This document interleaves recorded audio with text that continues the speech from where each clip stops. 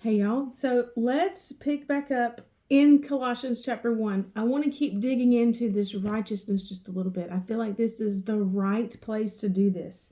So, that He has, God purposed that everything, all things, should be completely reconciled back to Himself, whether on earth or in heaven, as through Him, as through Jesus, the Father made peace by the blood of His cross.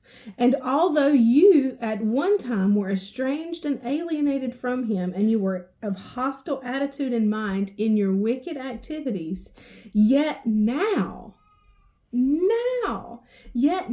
has Christ the Messiah reconciled you to God in the body of His flesh through death, in order to present you holy and faultless and irreproachable in His, the Father's presence.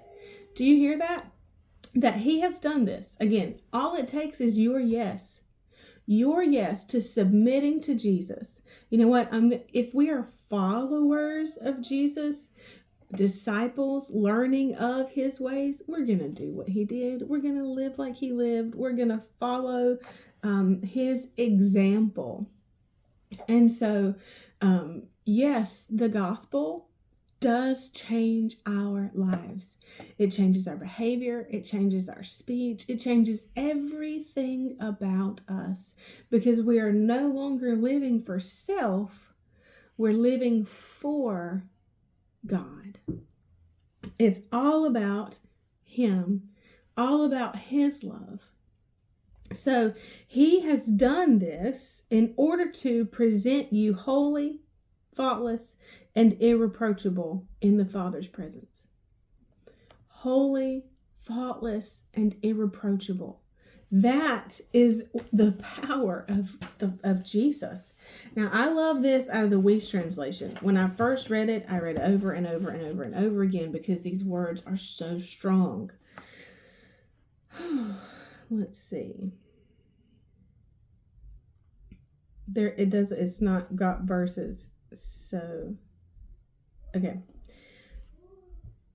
And you who were at one time those who were in a settled state of alienation and hostile with respects to your intents in the sphere of your works, okay? Your works were pernicious, yet now He reconciled in the body of His flesh through His death.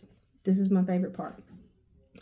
In order that He might present you holy and without blemish and unchargeable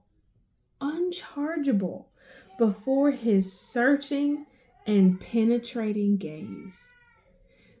Because, sin cannot be in the presence of the holy God. It just burns up. It cannot stay where God is.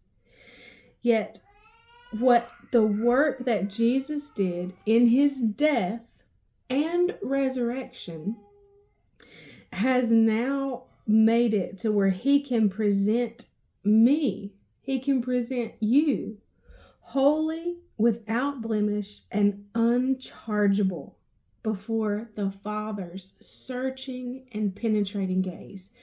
I love the word unchargeable, because Satan is the accuser of the brethren. It's like there's this trial court going on all constantly. And so Satan continuously, and I'm sure that he does it in your mind, because he does it in mine, reminds us of all the reasons why we're not good enough, why we'll never see the promise, why we should just throw in the towel and give up. But because of Jesus, when the Father looks at us with His searching and penetrating gaze, when He searches, there is no charge or offense.